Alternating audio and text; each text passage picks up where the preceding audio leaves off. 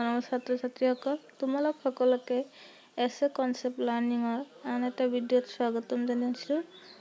আজিৰ এই ভিডিঅ'ত লৈ আহিছোঁ ক্লাছ 10ৰ জেনেৰেল সায়েন্সৰ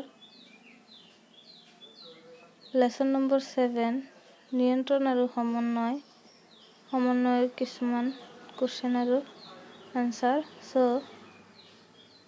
SLC 2022 এক্সামিনেশ্যনৰ বাবে এইখিনি প্ৰশ্ন খুবেই ইম্পৰ্টেণ্ট। তোমালোকে ভালকে চাবা আৰু নোট কৰি যাবা আৰু মুখস্থ কৰি যাবা। ফাৰ্ষ্ট কুৱেশ্চনটো হ'ল মস্তিষ্কৰ অংগসমূহ কি কি?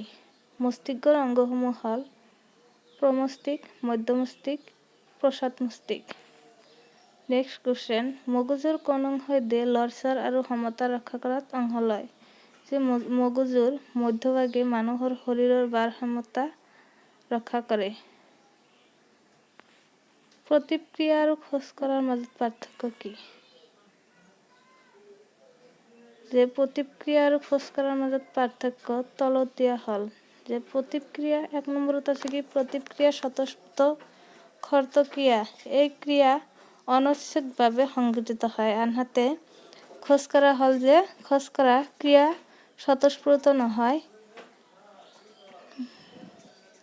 স্নায়ুৱে ভৰিৰে পেশীলৈ সংকেত প্ৰেৰণৰ ফলত হয়।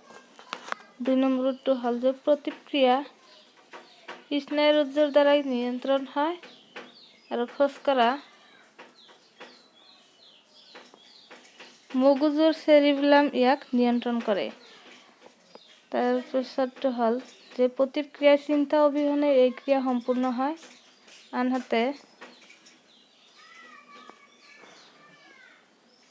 খোজ কঢ়াই চিন্তা কৰাৰ পিছতহে এই ক্ৰিয়া হয়।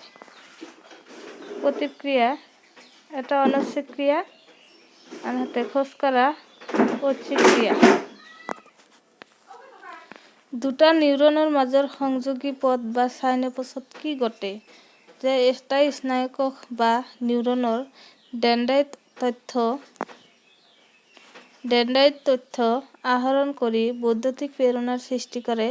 এই বৈদ্যুতিক প্ৰেৰণা দেহ কোষলৈ গতি কৰে আৰু তাৰ পাছত এক্সনৰ শেষ প্ৰান্তলৈ গতি কৰা ইয়াত মুক্ত হোৱা সংযোগী পথ বা সাইনেপছ অতিক্ৰম কৰে আৰু ইয়াৰ পিছত পৰ্যায়ত অন্য পেশীকোষ বা গ্ৰন্থি কোষক বৈদ্যুতিক প্ৰেৰণাৰ সৃষ্টি কৰে। তাৰপাছত কুৱেশ্চন হ'ল আমি ধূপকাঠিৰ গোন্ধ কেনেকৈ লওঁ? যে আমাৰ দেহত কিছুমান সংবেদী বা সংজ্ঞাবাহী স্নায়ুকোষ থাকে।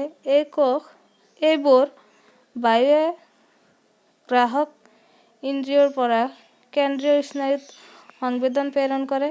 ইয়াৰ দ্বাৰা আমি ধূপৰ গোন্ধ পাওঁ।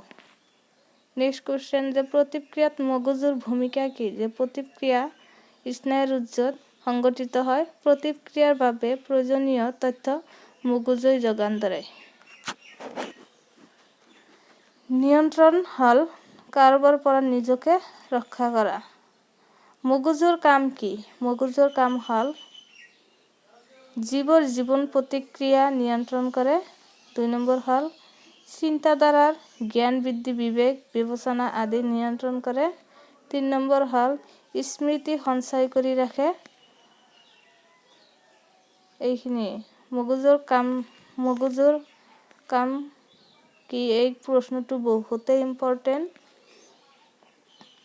সমন্বয় কি? সমন্বয়বোৰ হ'ল আমাৰ দেহৰ অংগৰ সমষ্টি যিবোৰ আমাক কি কৰে? নিয়ন্ত্ৰণ কৰে।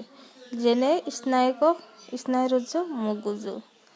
মানুহৰ দেহত কিমান কোষ থাকে? যে মানুহৰ দেহত 1 ট্ৰিলিয়ন কোষ থাকে। এইখিনিৰ পৰাই তোমালোকৰ SLC 2022 এক্সামিনেশ্যনত তোমালোকৰ কমন থাকিব। এইখিনি ভালকে পঢ়িলে তোমালোকে SSLC পৰীক্ষাত লিখিব পাৰিবা। Thank you. যদি ভিডিঅ'টো ভাল লাগে তেতিয়াহ'লে লাইক, কমেণ্ট আৰু শ্বেয়াৰ কৰিবা আৰু ছাবস্ক্ৰাইব কৰি দিবা।